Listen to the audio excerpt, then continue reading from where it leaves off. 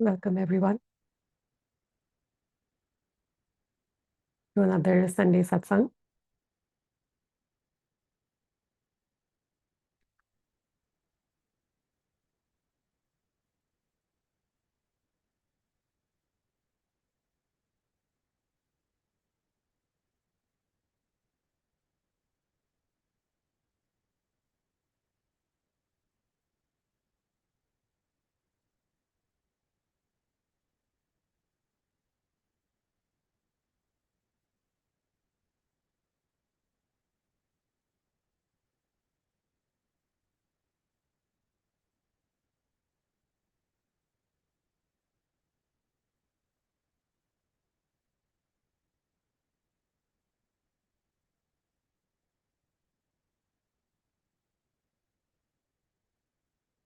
One of the byproducts of,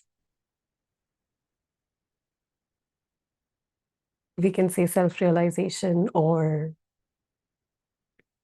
suffering falling away, maybe it might be happening gradually, or if it has totally fallen away, one of the byproducts would be a simple life. And simple life, not in the way of owning less things or having less relationships, or a simple life in the sense that the interpretation of the life that is lived in daily living every day in the waking state is simplified in the way that the mental commentary of how it should be, how it shouldn't be, what it means about me, and all that shenanigan that the psychological self, the separate self, the suffering self was living on is just absent. So the circumstance may simplify itself just because we are not participating in the circumstance from the same place of suffering anymore. But even if the circumstance wasn't different, we are different.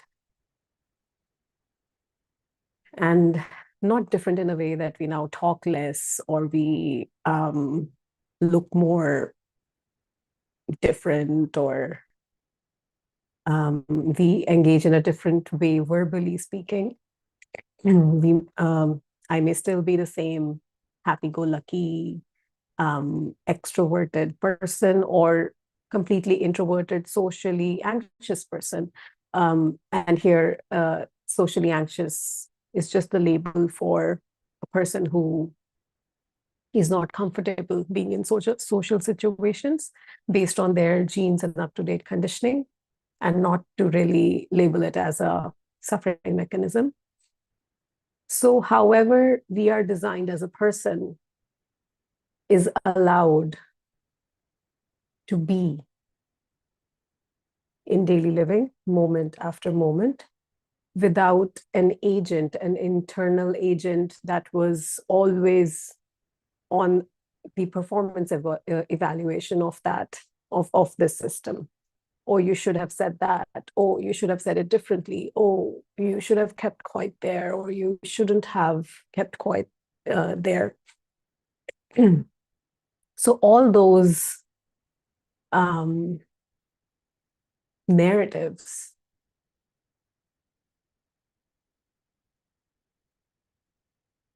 don't exist anymore, make no sense anymore.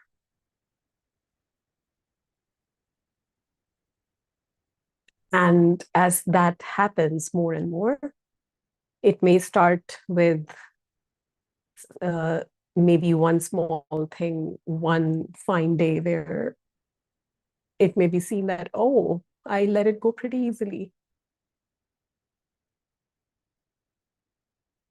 And it may penetrate more and more into the system, where it is seen. And eventually, when we have a taste of that absence of narrative, the system itself, the working system itself realizes with experience over and over in different situations over time, that overthinking or overanalyzing or registering everything that happens as something important or not important, or what it means about me or what it means about whatever, the relationship or my business, it just doesn't make sense. And that exactly is the suffering. That narrative itself is the suffering. The circumstance, what it is, it may be pleasure or pain, and it is experienced as pleasurable or painful. But that narrative of, oh, this should have been this way, or this shouldn't have been this way, or wow, it is this way, and I hope it stays this way, and I'm afraid it never changed, it doesn't change ever. All of that is unnecessary, is a wastage of energy, is a wastage of life force in a way.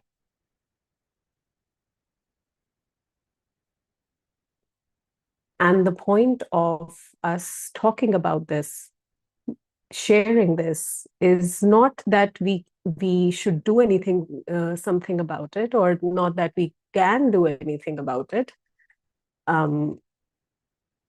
Quoting the main concept of the framework, that there is no doer. Everything is an impersonal happening as the flow of life, including the narrative. Whether that narrative generates suffering or whether that narrative cuts the suffering, because that narrative might be a concept from a teaching or something that resonates and understands that or catches the suffering narrative. Even that would be a narrative.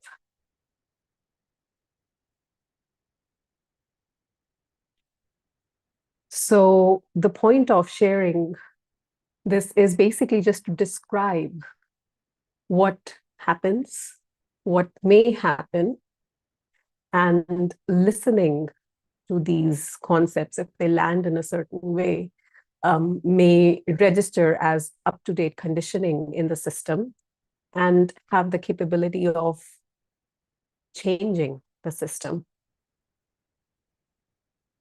Not that I am sitting here trying to bring the change, or not that you're sitting there listening for you to change.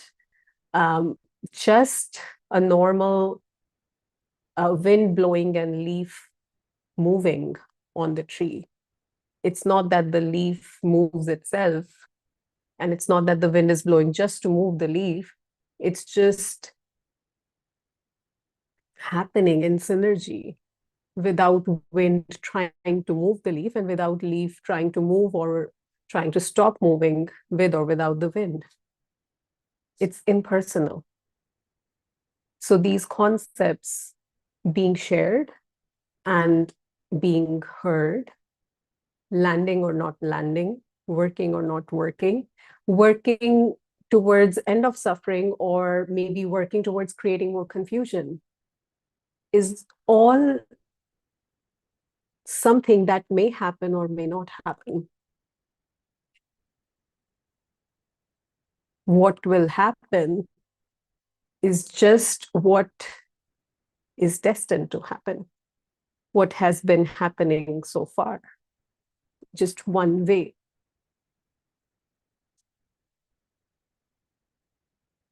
So it might actually be very useful to not try and grab onto the concepts, because it may seem like, oh, I got it, I understand, and now I can talk about it, or I can write it down in a journal or a blog or something, or I can talk to my friends about it. And yet it goes unseen that it's the very doer mechanism, the very separate psychological self, that has kind of taken on the concept, taken ownership of it as the doer, and is feeding and strengthening its very own existence. Again, if that were to happen, there's no doer that is responsible for doing that. It is just one way that it may land, the concept may land. So just relaxing back internally, not trying to grasp.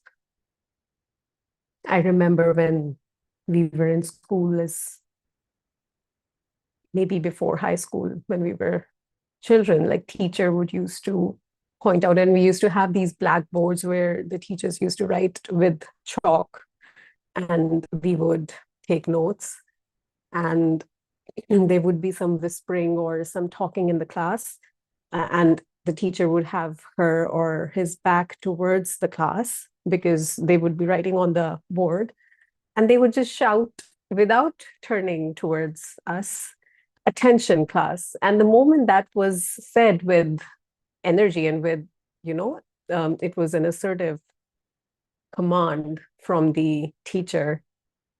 If I am the one whispering or talking or listening to my fellow student whispering or talking, something would just shake and just go like, okay, attention there. And that attention would, it's like hardening and trying to focus and concentrate, but with a hardened focus. And it's useful. It's very useful in many, many things for us to accomplish so many tasks better than without being focused.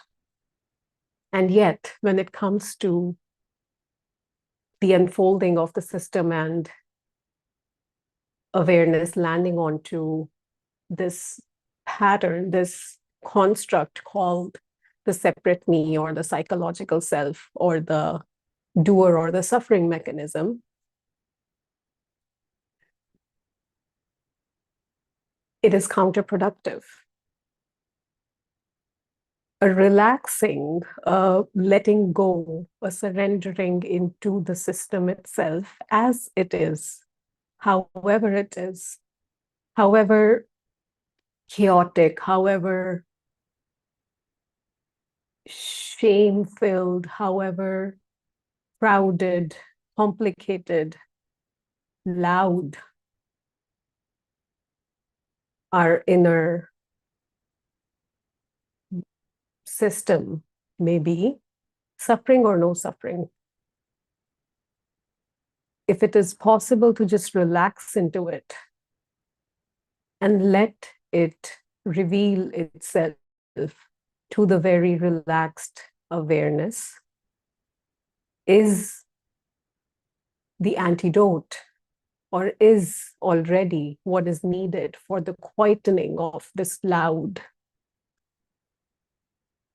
storm that might be happening inside. And because we are so conditioned and trained to focus and concentrate, that if that's not happening, it feels like nothing's working. I need to do something about this for me to feel that I'm getting somewhere. And it's funny when we listen to this sentence that I need to do something, which is a misunderstanding, for me to feel that I'm getting somewhere. I am getting somewhere, which is attachment to outcome itself, that I do need to get somewhere for me to be okay, for me to be happy, for me to be complete, for suffering not to be there. So the doership and attachment to outcome is loaded in that one attitude, in that one attitude towards how we approach even the suffering, even everything that happens in the flow of life, a conversation, a transaction, an emotion that may arise, a feeling that may be here for days and weeks and months, an illness, even pleasure. The attitude is, if I'm not doing something about it, then I would not get there. And if that attitude, if that movement within us, which is very hidden because it seems like there's nothing behind it. Like that movement is where life is lived from and life is related from. But if that movement itself is seen somehow, if it lands that, oh, this movement is also an arising within who I am, and not this movement itself is not who I am, but this movement itself is also a deep-rooted narrative which relates as the subject to the experience of life being the object.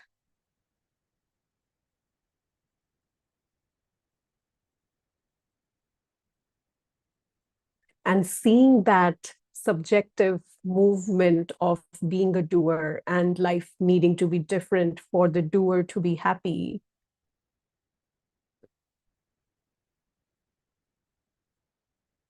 that landing as a narrative itself and seen as a narrative itself is the work of surrender. It's not a work of active, focused concentration. Because that active, focused concentration is the very doer mechanism.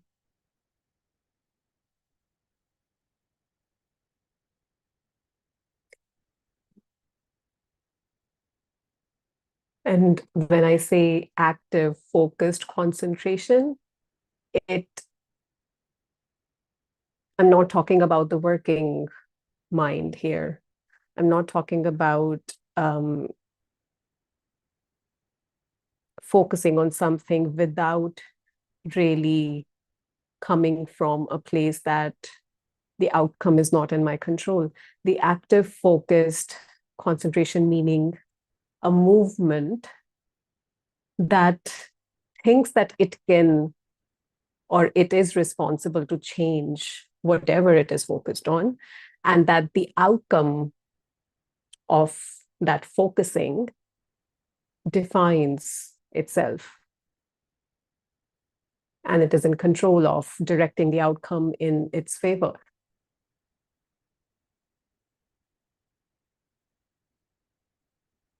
And that attitude itself hijacks the seeking movement, the innocent and raw and vulnerable, authentic movement that really is moving inward choicelessly to realize, to recognize what I truly am, what this I is, within which this seeming little I or the me mechanism is playing.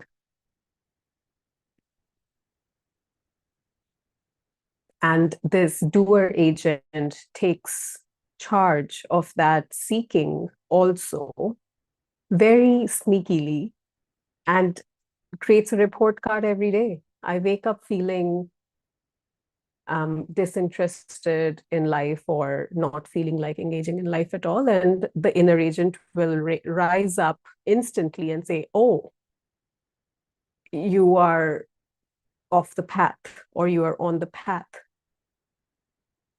And then there's more suffering on top of the existing suffering, thinking that, oh, I've lost my way. And I'm farther to self-realization than I would like to be.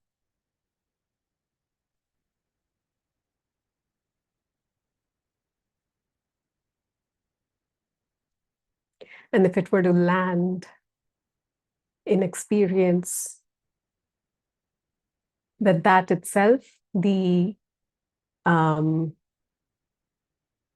measurement or the measurer that measures the distance from the self-realization happening or not happening, whether I have it or whether I don't have it, whether I'm close to it or whether it's far, far away.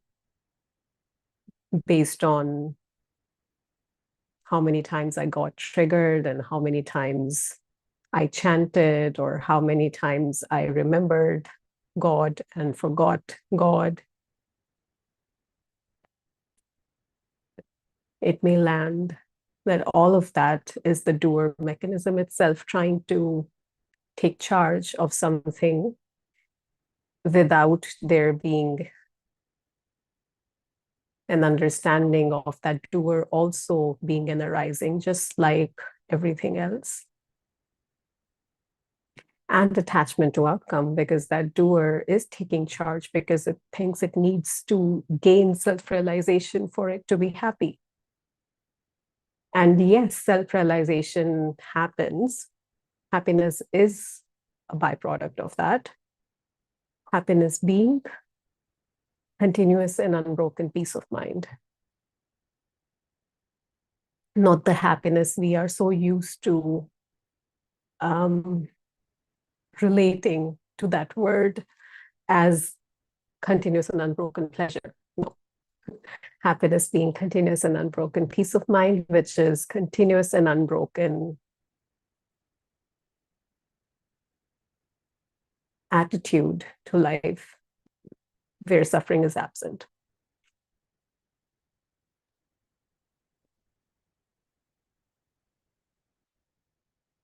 However, the doer hijacking the idea of self-realization as an outcome, which now it is attached to gain in order to feel like that if this doesn't happen, I'm not okay. That itself is the suffering. So then I ask a question here. Is it possible to not care or not want self-realization? Or fill in the blank, whatever we think we're looking for, enlightenment or God or unconditional love, whatever we feel this search is about. Is it possible to let go of gaining the object of the search? What if I were never to be self-realized? What if self-realization wasn't destined in this life for me, for Gurleen? Can Gurleen be okay with that?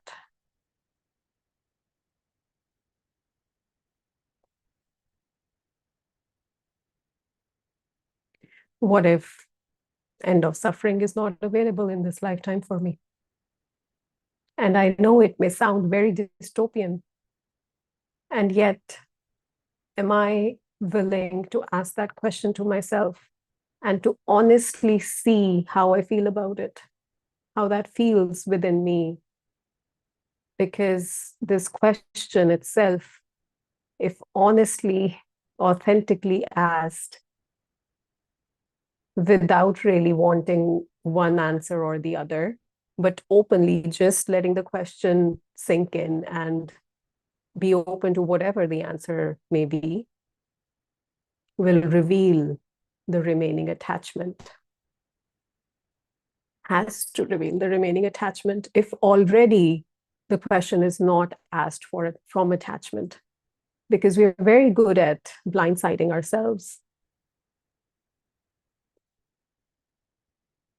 We think we are asking the question, but sneakily we don't really want the answer.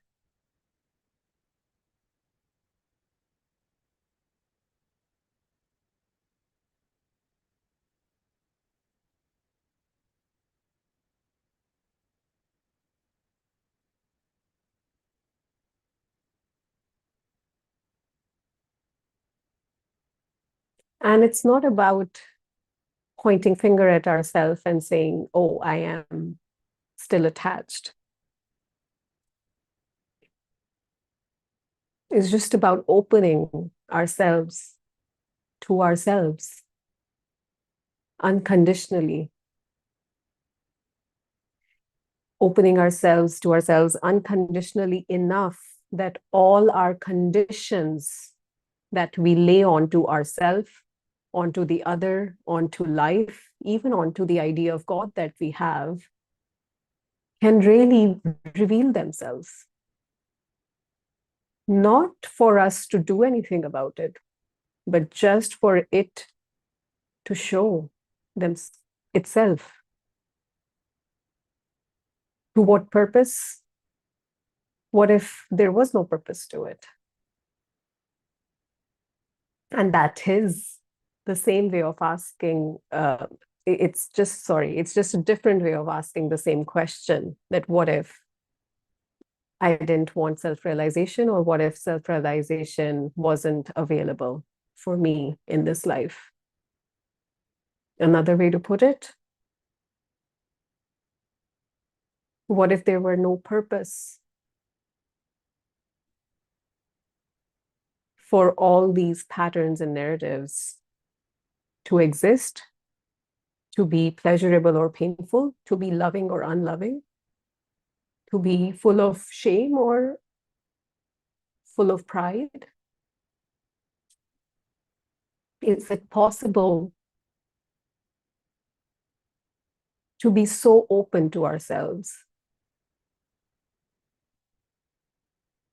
that all of this unenlightened stuff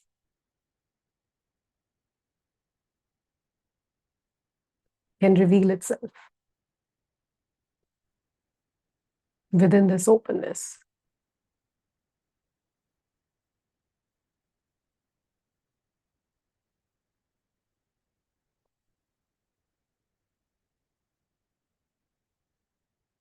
And yes, it might be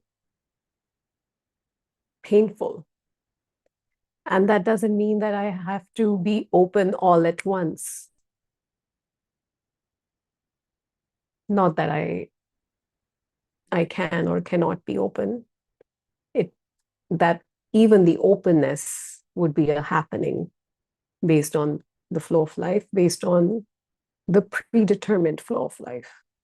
And if that openness is there, and some deep-rooted pattern shows itself, which feels painful, it is possible to navigate it with, again, openness enough that that pain can be experienced, knowing that even though this pain feels like that it is the end of me, and yet that openness comes from a place of knowing that that's not the case. It is the very fabric of that painful arising, that suffering that may be arising, to feel like that it's going to kill me. That is the very narrative itself. And yet, that unconditional openness, the very fabric of that is understanding and knowing that what I am is not subject to living or dying.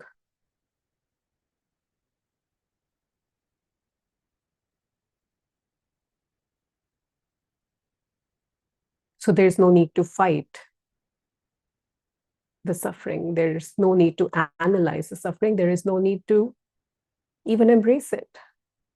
It just is there, here. And it is allowed freely to be whatever it is. And soon enough, if the suffering is allowed to be what it is, it transmutes, it dissipates, it dissolves, and becomes one with that unconditional openness itself.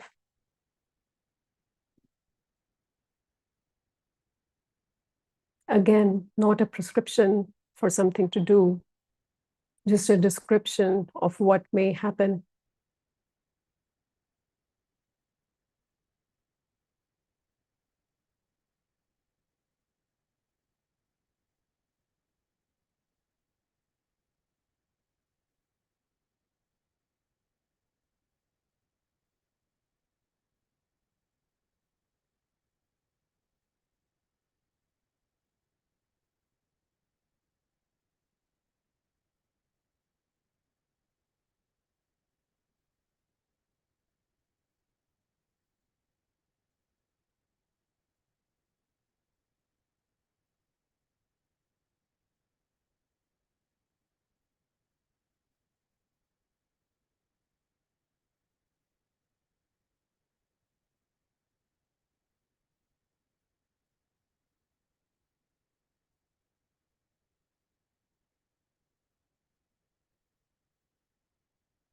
So maybe just for a moment, if it feels okay for the system, for you, maybe just sitting back or lying down, relaxing in a comfortable position.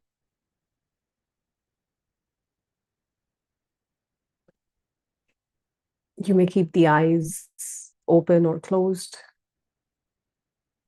The breathing can be noticed initially, and yet everything can be let go of. There might be a pain in the body. There might be some tingling. There might be an itch here or there. All of that can be honored. The body can move in its natural movement. I may feel like getting up and making myself a cup of tea. Go for it. Why not?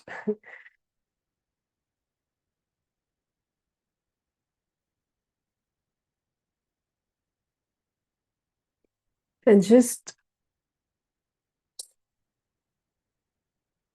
being here with the tightness in the system, if there is any,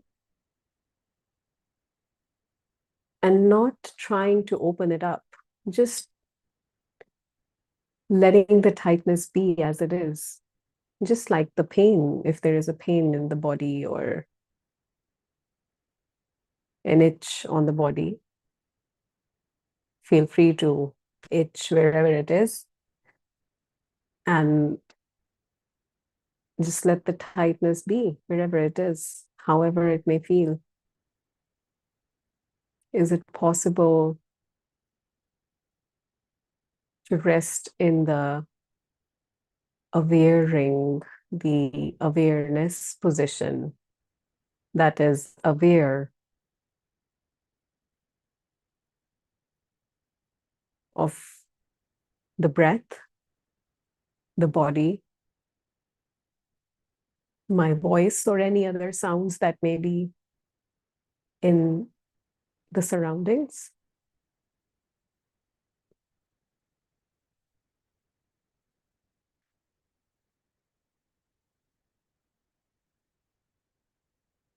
Aware of any thoughts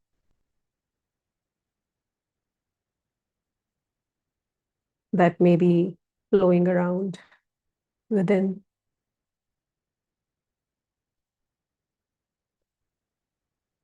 Aware of catching those thoughts or acting on those thoughts or just letting them flow by.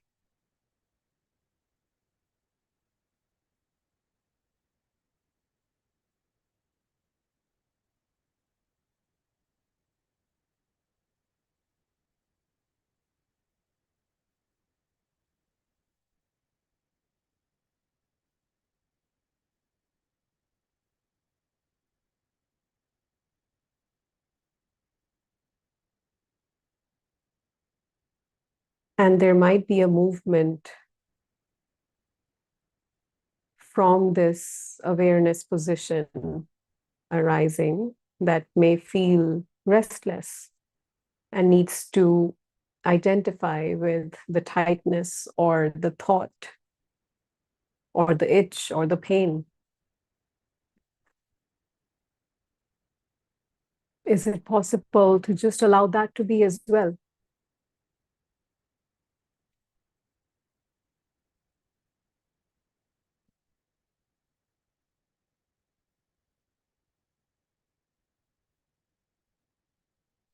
Being aware that even that movement is an arising.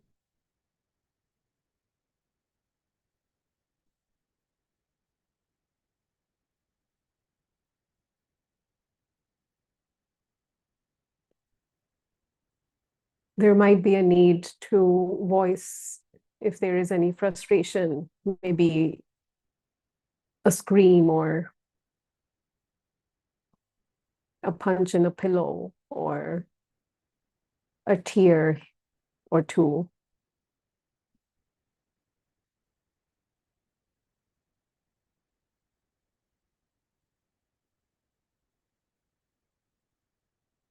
And the unconditional openness is right here, present unconditionally as the awareness position, as the awareness itself.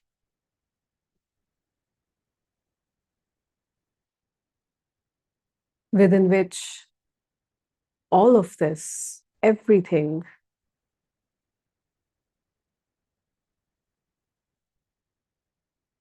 is arising, is moving, is morphing from one form to another, because the frustration may turn into anger, and then anger may turn into grief. And then grief may show fear. And the fear may poof.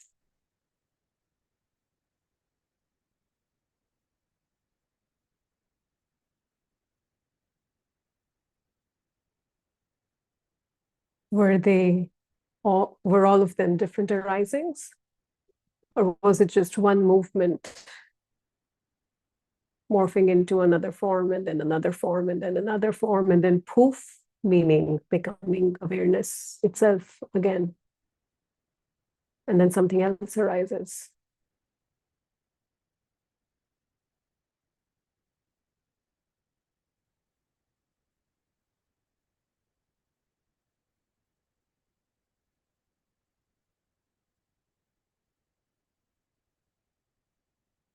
The awareness is the unconditional openness.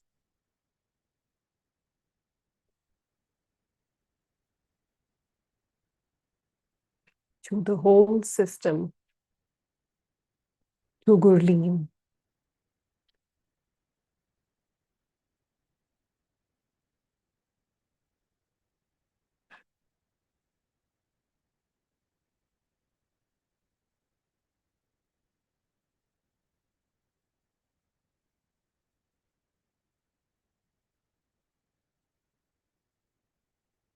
It is always here.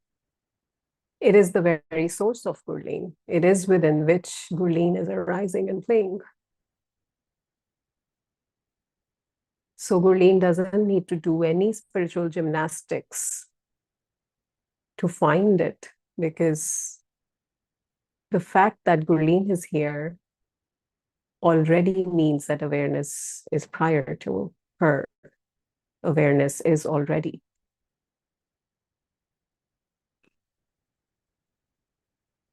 Again, not as a concept.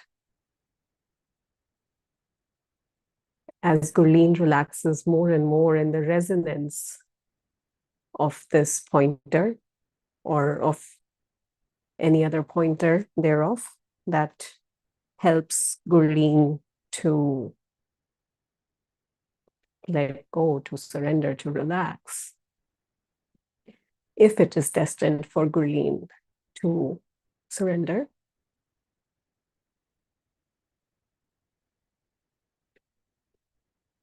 the separation between her and awareness becomes inconcrete, is not solid anymore. There's no ground upon which Gurleen can say, oh, this is me, and this is the source of me. And then the scale may shift where it is recognized that I am awareness, I am consciousness, within which, as Gurleen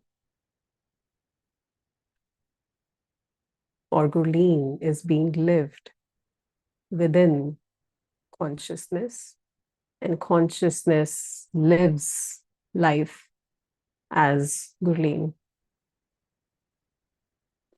And because of language, life, Gurleen, and consciousness seem like three different things. It's the same thing. There's no separation between consciousness, life, Gurleen. And for that matter, everything that Gurleen perceives.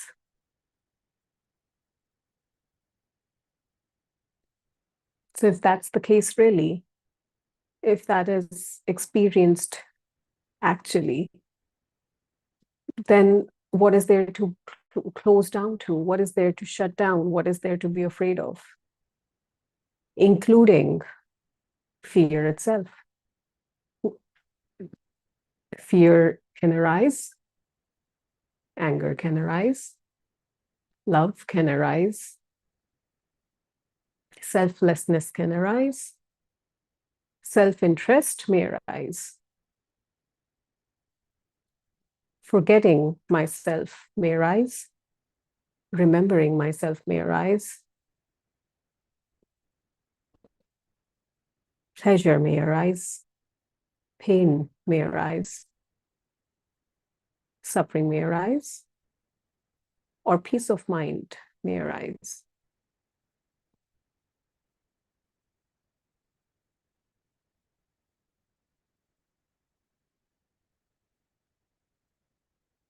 Who cares?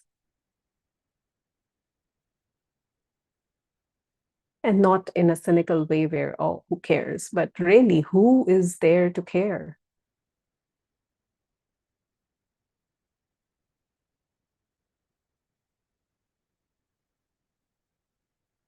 And that already, if there is nobody left to care, the doer may have fallen away. And now no one's interested to know whether self-realization has happened or not, whether suffering has fallen away or not, whether there's attachment or not. And that exactly might be what self-realization is.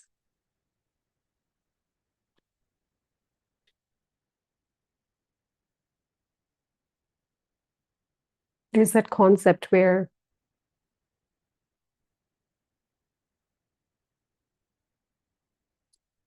let me try to remember it. Maybe I'll paraphrase it. But enlightenment is when there's no one left to be enlightened. And that doesn't mean that the person will dissolve. That doesn't mean that this life won't be lived as Gurleen. That doesn't mean that my husband will call my name and I wouldn't even know who is he calling, and what that may mean, and what that does mean for me in experience is that no one is left to really care, to be really interested, to really be maintaining a report card of whether enlightenment happens or not, or has happened or not, or how far am I from it. Because that enlightenment that can be put on a report card as an achievement or as a goal or as something, in other words, as an outcome that can be achieved or that needs to be gained in order for me to be okay, in order for me to be happy,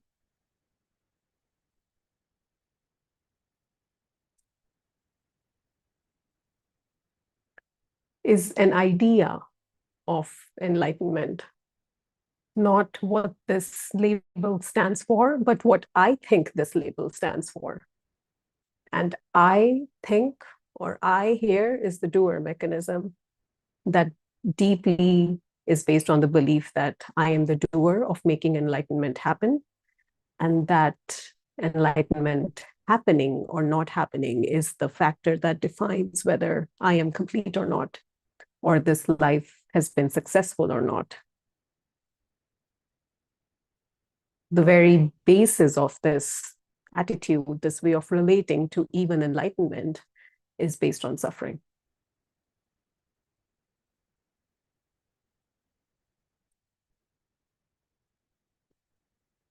And that's why it's sometimes humbling to realize maybe we're not that spiritual as spiritual, again, using that label as innocently as possible. Spiritual meaning um, to be dedicated to the seeking, to the search, to the truth. But it is very humbling to realize we may not be as innocent or as spiritual, as detached as we may like to be. Because the one that would like to be detached is already the basis of the attachment that can be seen, maybe. And if seen, that's all that's needed for it to just be seen unconditionally within this space, within this awareness that I am.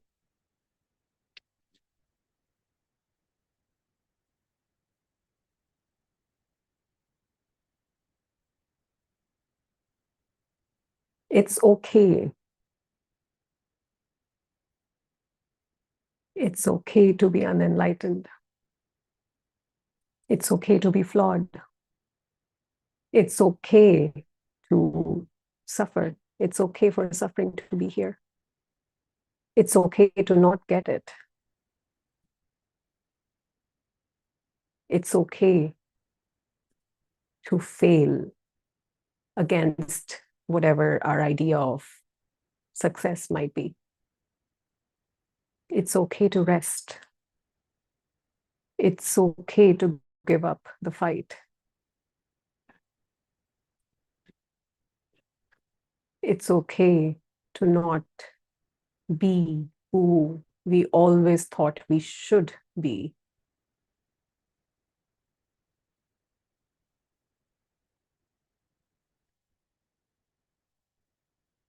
It's all okay.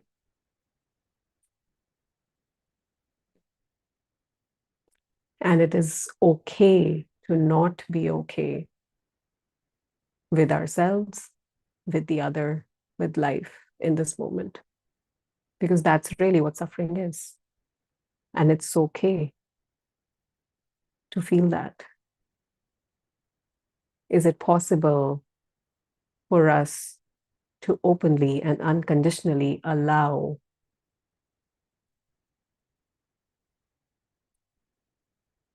the very recognition that we are not open?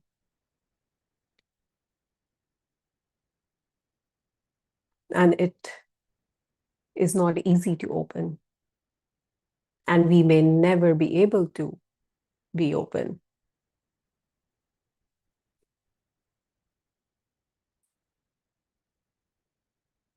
That may very well be the beginning of opening to ourselves.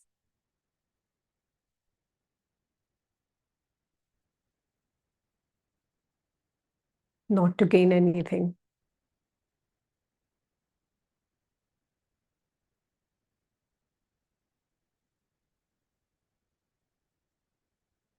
Because being open in itself means we're not here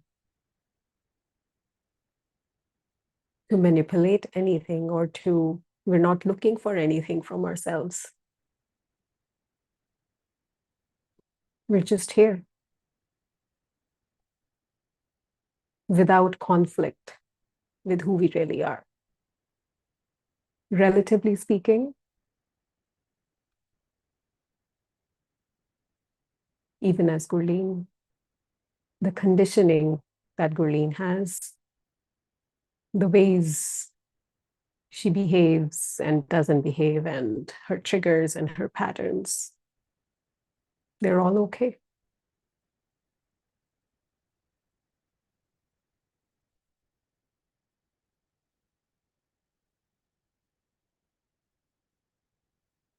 And that's another way of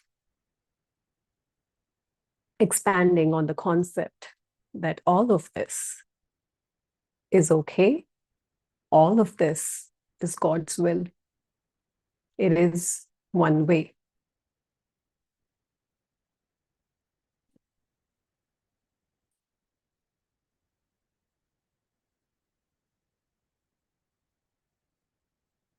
Everything that is happening, that is not happening, that I am, that I was, that I ever will be, is all God's will.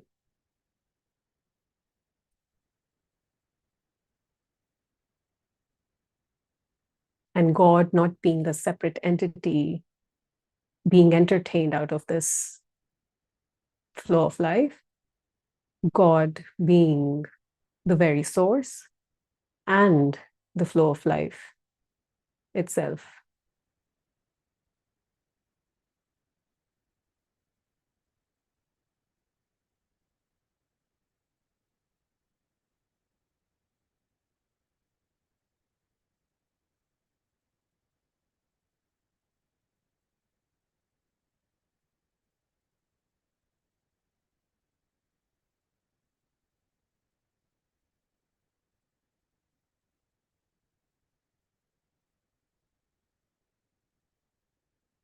Before I open up the space for our conversation, and for that, you can raise your electronic hand on Zoom, and I can unmute you and we can have a conversation.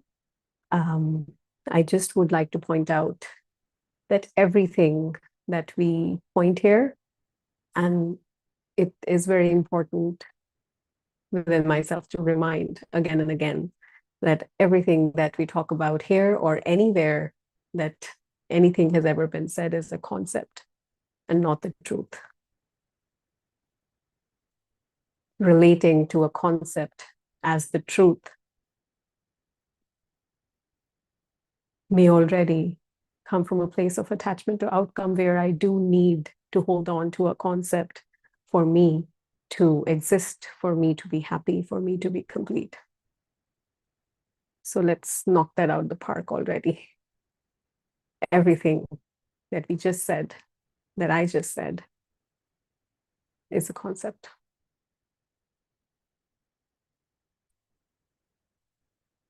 Raj.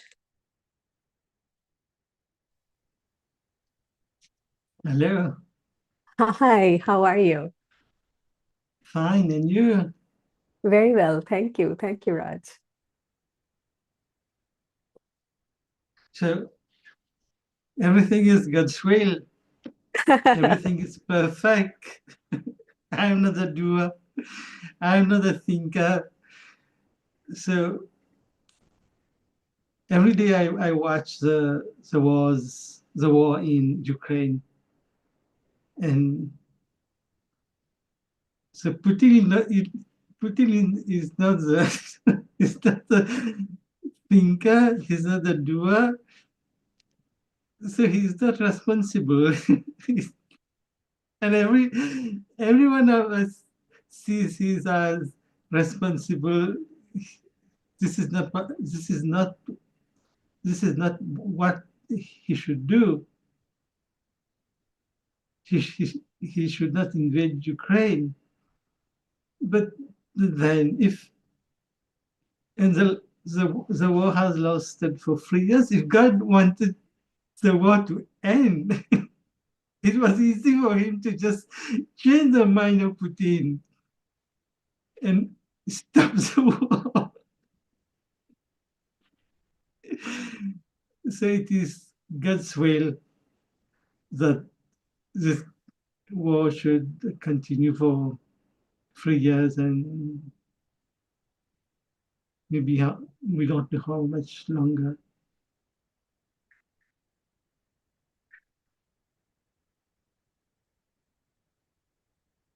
but it's that we should not judge. But this is what I see intellectually, but really it's difficult to accept it as perfect as. Uh, for me, then, what the conclusion is, I want to tell God, can you be so crazy?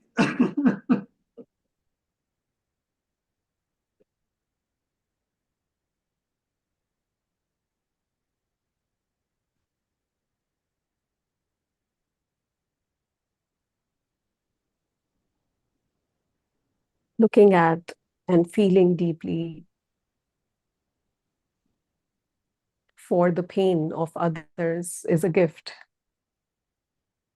It is the gift of being human and the gift of being sentient, the gift of consciousness, to have the capability of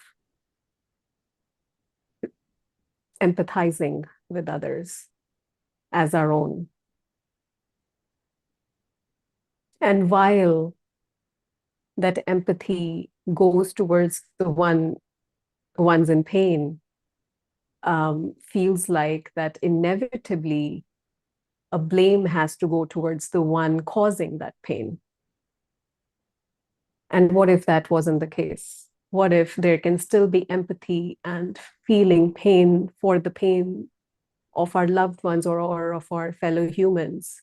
Is it possible to still feel that equally deeply and yet not blaming what seems to be through whom the pain is being delivered?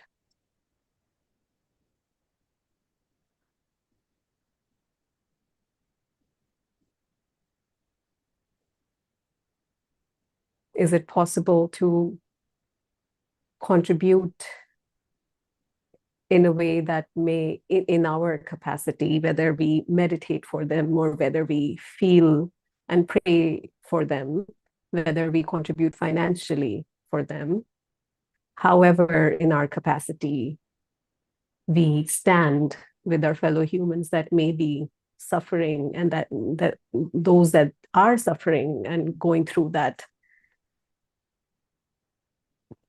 unimaginable pain, that unimaginable fear of what may happen the next moment. And yet, not using all our energy for sending love or feeling love and the healing for our fellow humans, and taking back our energy from the blame or from the judgment that arises for the perpetrator. If that is possible, then that is already the God within ourselves that is shining through us.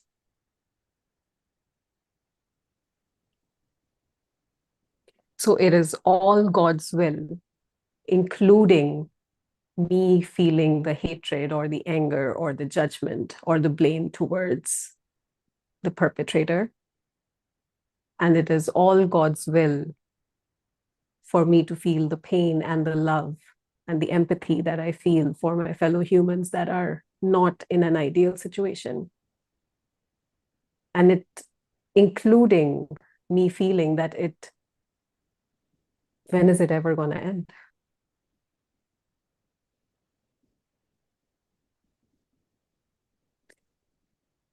And I may go a little philosophical here, but I don't know where I read it, but it made a lot of sense. And I'm sure maybe one of you would know who wrote it or said it. That's not the war outside where the solution lies. And I'm totally paraphrasing. It's the war within.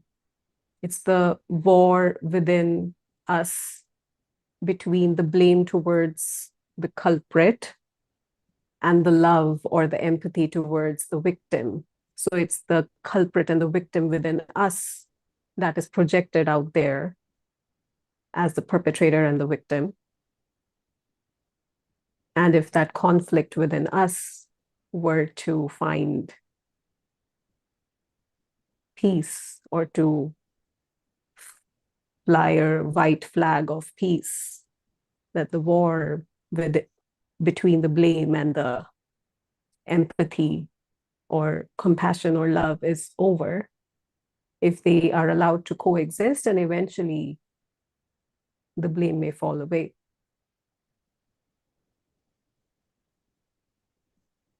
That already is the victory over the war that we are waiting to end, waiting for it to end.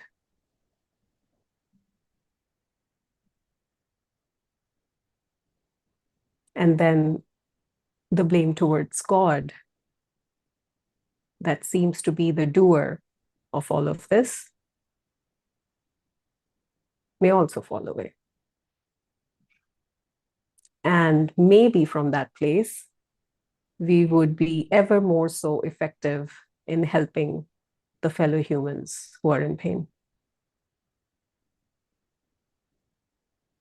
Because our energy is freed up from all that blame and hatred, and now can channelize itself towards productively and effectively helping in whatever way it feels fit and right.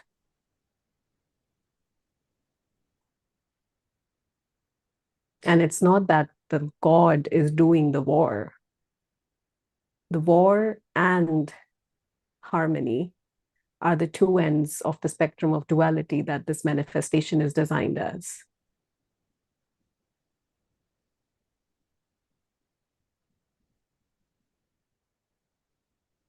Not minimizing or not to forget how painful it still is.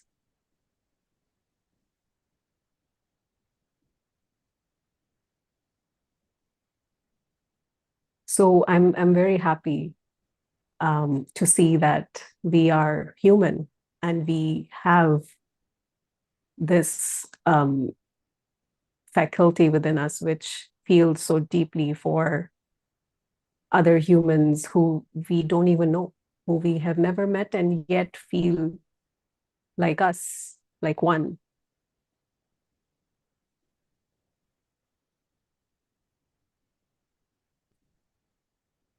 But the blame and hatred towards the perpetrator is the suffering, not the pain,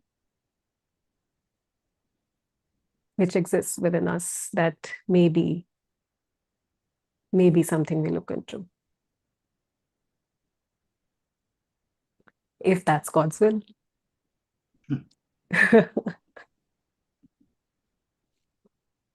So you used to say everything that you have said, and every teacher that have said is not the truth.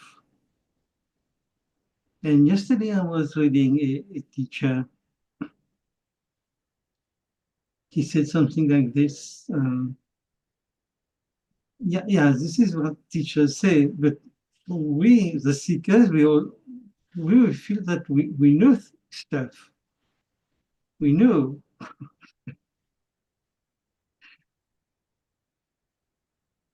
So when he hear that we don't know, that this is not the truth that you're speaking, it is not clear to us. So this teacher was saying, it is like this. As long as you think, you believe that you know, God God says, carry on. Okay, I can't do anything. Go on believing. It is only when you understand, maybe when they understand that you don't know, it is then that God will do something, will make you do. So my question is, how can I know sorry, how can I know what I feel I know? It is impossible.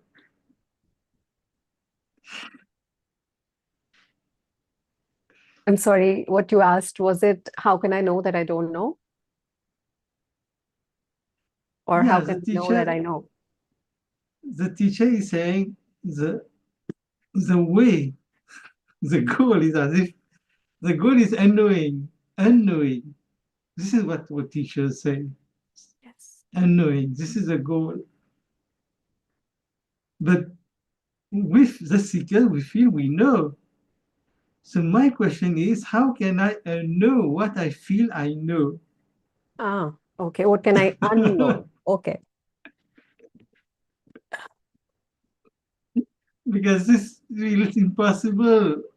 The one who's asking for that one, it's impossible. Yes. Because that is exactly what I was going to say. Who's asking? Who wants to unknow?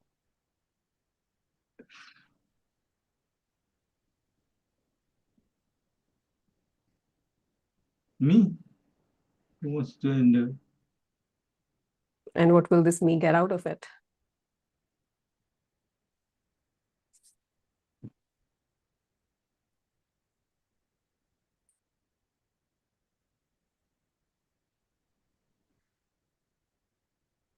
I don't know.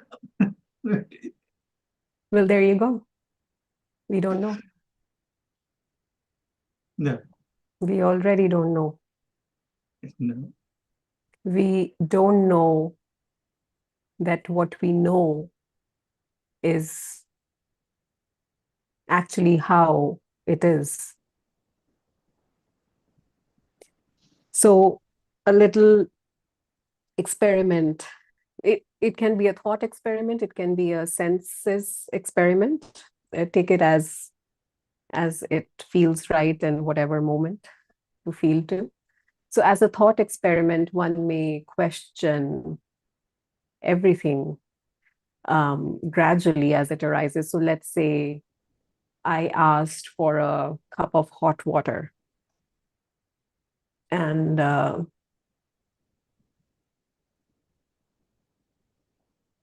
then someone comes and give it to me. And I thought I wanted a cup of hot water. But then what really happened is that as I was going to pick up the cup, it flickered from my hand and the hot water spilled on my hand and I burnt my hand. And now I am cursing the one who gave me the hot water. Why was it so hot? Don't you know? So what I thought I wanted actually became something that I resent now. So, in a way, in daily living, with as arisings happen, there is a little voice, what we have talked about in our talk today, that inner agent that thinks that it knows what it needs to be happy. If it is possible to question that, well, how do I know? How do I know that fixing this relationship will be good for me or will be good for the other?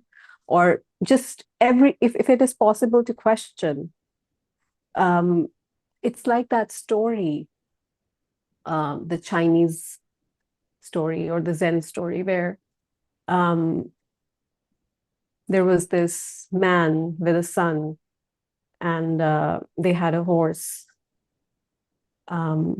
You've heard that story? Yeah, I Yeah. know. Yeah. So the maybe story, we call it. And they said, "Oh wow, what a lovely horse! You're so lucky." And the man said, "Maybe." And then one day, his son was riding the horse, and he fell off the horse and broke his leg. Oh, what an unlucky time for you! Your son broke his leg, and what was so sad, and how bad of the horse. And then he said, "Maybe." And then next day, a war started where every man between the age of a certain age had to be admitted to the army.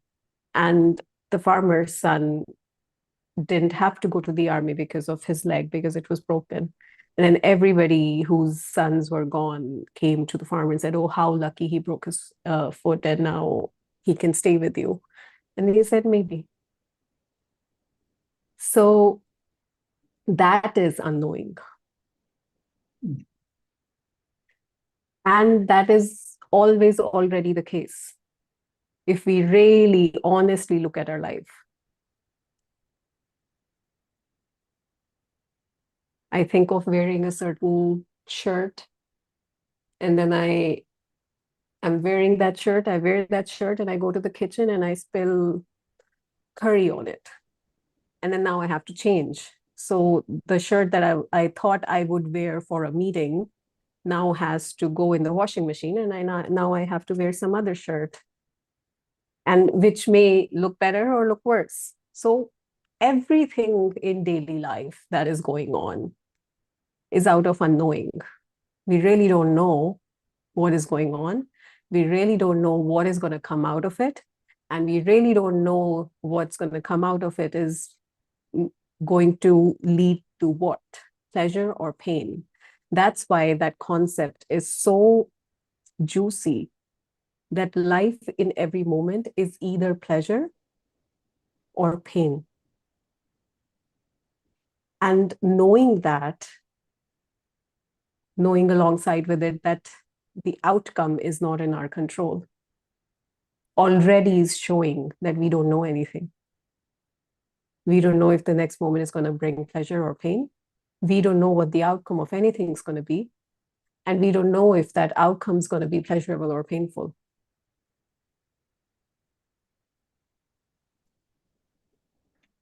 So as a thought experiment, we can question literally everything in life, practically speaking. It doesn't even have to be philosophical. It can be very nitty-gritty, tooth and nail kind of questioning.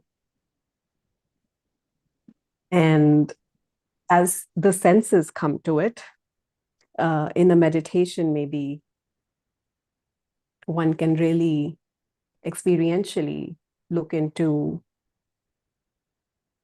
whether the listening is happening through the ears or whether the sounds are arising within this empty awareness, playing out and falling away. And like that, everything, a pain in the body or the boundary of the body, even when in meditation, if it is possible to really try and find the edge of the head or the end of the back.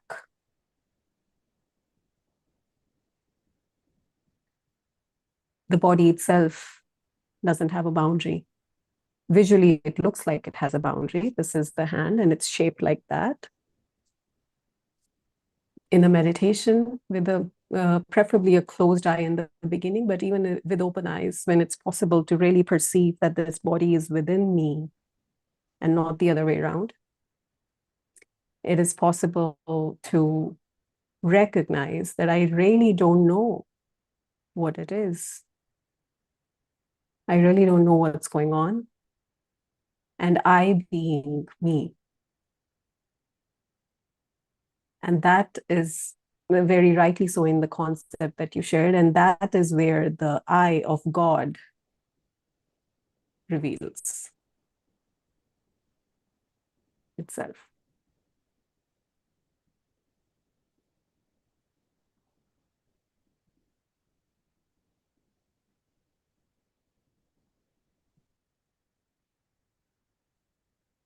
Okay, thank you. Thank you, Raj. Thank you for your questions.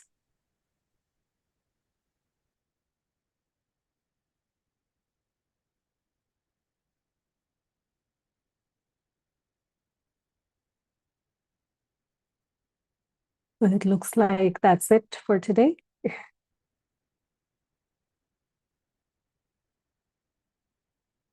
It is a pleasure and an honor to be connecting in this way with myself in this space and with all of you. Thank you for being here. Thank you for this opportunity. Until next Sunday, I love you all.